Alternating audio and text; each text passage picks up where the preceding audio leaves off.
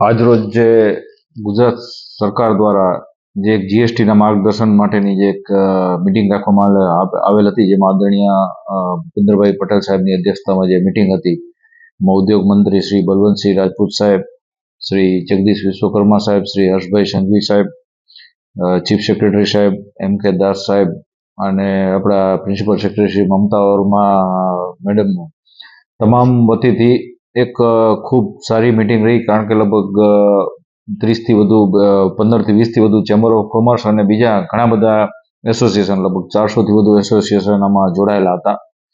એમાં ખાસ કરીને જે જીએસટીના બે સ્લેબ કરી દેવામાં આવ્યા છે, એના કારણે જે લોકોને જે ફાયદો થયો છે, જે બિઝનેસમાં અત્યારે ફાયદો થઈ રહ્યો છે, એ બાબતમાં ચર્ચા કરવામાં આવી હતી અને ખૂબ એક સારું માર્ગદર્શન. અને એના કારણે જે હવે આવનાર સમયમાં ઘણા ટાઈમથી જે ભારતનો વિકાસ અત્યારે થઈ રહ્યો છે, એમાં ખાસ કરીને નાના વર્ગને અને મધ્યમ વર્ગને વધુમાં વધુ આનો ફાયદો મળશે એવું એક તારણ નીકળ્યું છે. કારણ કે જીએસટીનો જે 12%નો સ્લેબ હતો એ 5% ઉપર આવી જવાથી લગભગ દરેક વ્યક્તિને 10%ની ઇન્ડાયરેક્ટલી બચત થશે. લગભગ 10% જેવું ખરીદ શક્તિ દરેક વ્યક્તિની વધશે, 10% વધુ વસ્તુ લઈ શકશે માર્કેટમાંથી. તો અને ઇન્ડસ્ટ્રીઝને પણ ઘણા બધા ફાયદા થયા છે.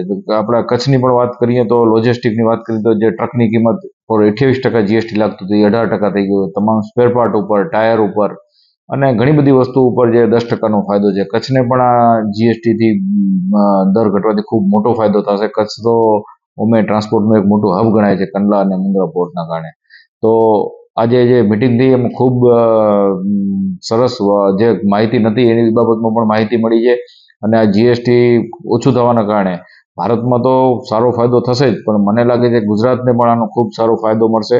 અને આ તબક્કે હું ફરીથી આદરણીય પ્રધાનમંત્રી શ્રી નરેન્દ્રભાઈ મોદી સાહેબ અને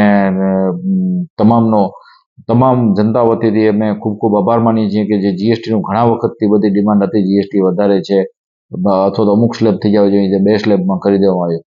ખૂબ જ ઉપયોગી મિટિંગ આ દરેક વેપારીઓ માટે, દરેક એસોસિએશન માટે રહી છે. Thank you.